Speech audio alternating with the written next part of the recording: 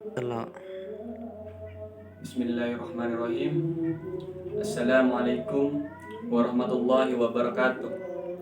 Alhamdulillahirabbil alamin wa bihi nasta'in wa ala umuri dunya waddin wa ala alihi wa sahbihi ajma'in. Amma ba'du. Di sini saya akan membuat video tanggapan dari dosen saya, yaitu Dr. Bapak Abdul Wadud Nafis LC MEI, tentang OJK atau Otoritas Jasa Keuangan.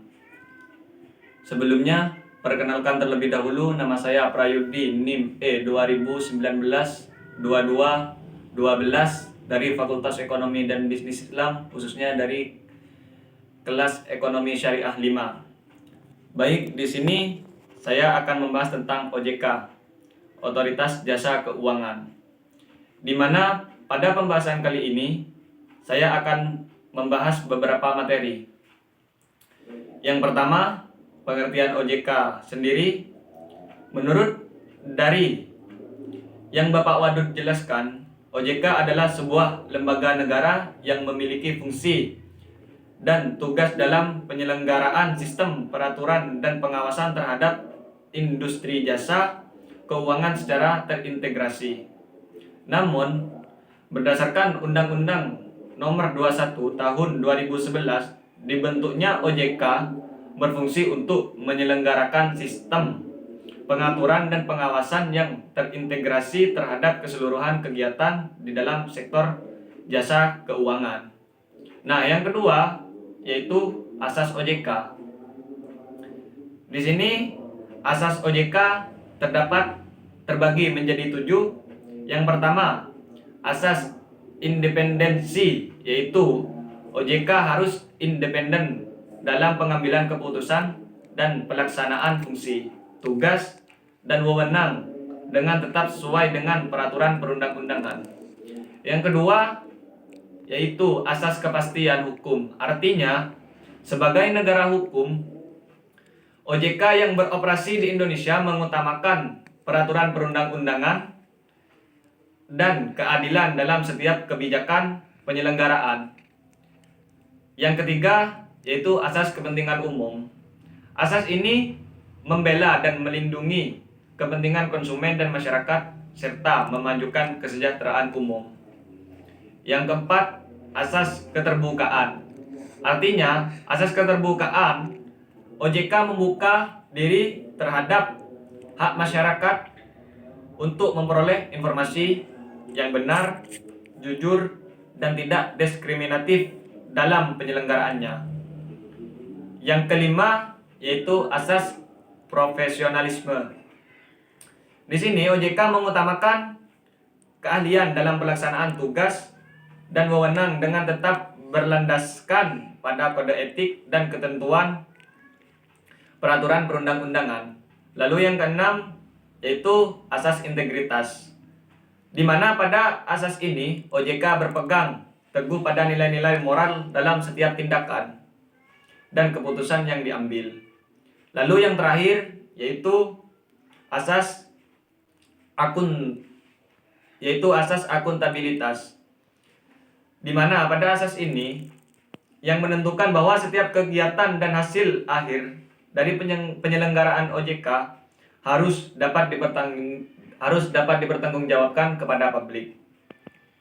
Lalu yang ketiga yaitu tugas OJK. Di sini OJK memiliki 3 tugas. Yang pertama, mengatur dan mengawasi kegiatan jasa keuangan, baik itu dalam sektor perbankan maupun non-perbankan.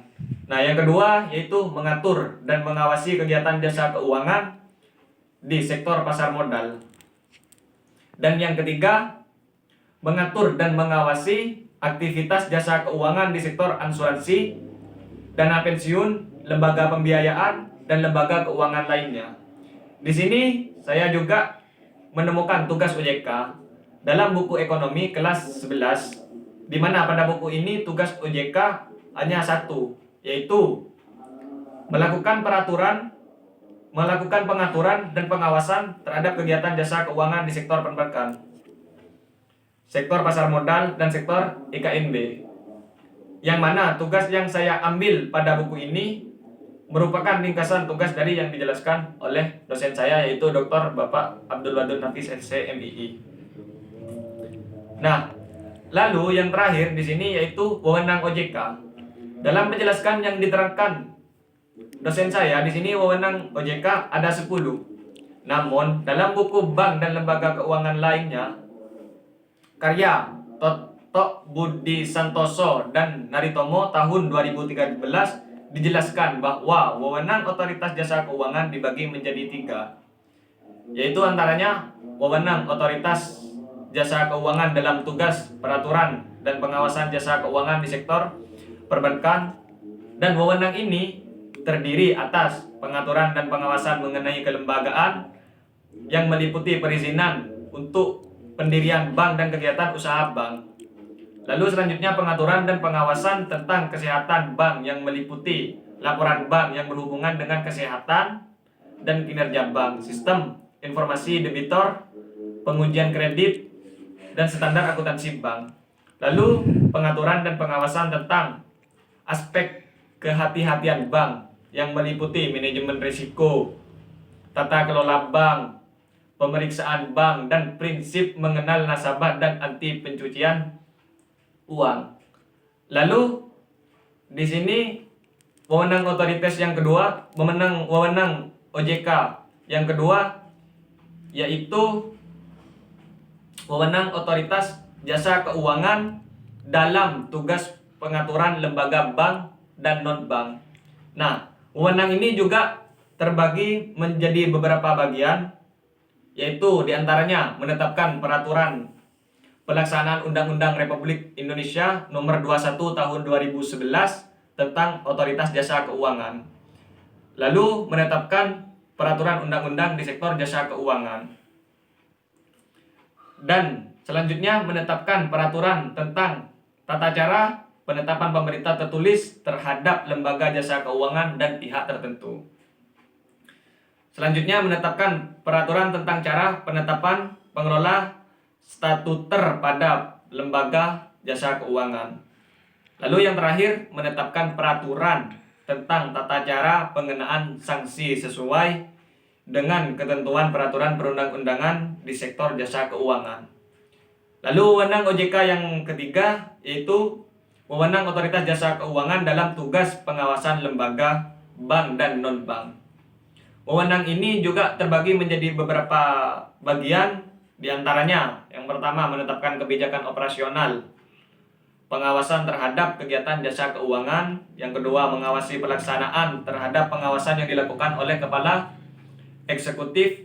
Yang ketiga memberikan perintah tertulis kepada lembaga jasa keuangan dan pihak tertentu. Yang keempat melakukan penunjukan pengelolaan statuter. Yang kelima menetapkan penggunaan pengelola statuter. Dan yang keenam menetapkan sanksi administratif terhadap pihak yang melakukan pelanggaran terhadap peraturan perundang-undangan di sektor jasa keuangan. Lalu yang terakhir memberikan dan mencabut izin usaha. Baik, terima kasih.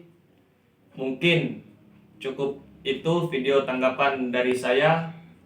Kurang lebihnya mohon maaf apabila ada salah dari segi kata, dari segi penyampaian. Kurang lebihnya mohon maaf sebesar-besarnya. Ihdinas siratal mustaqim. Assalamualaikum warahmatullahi wabarakatuh.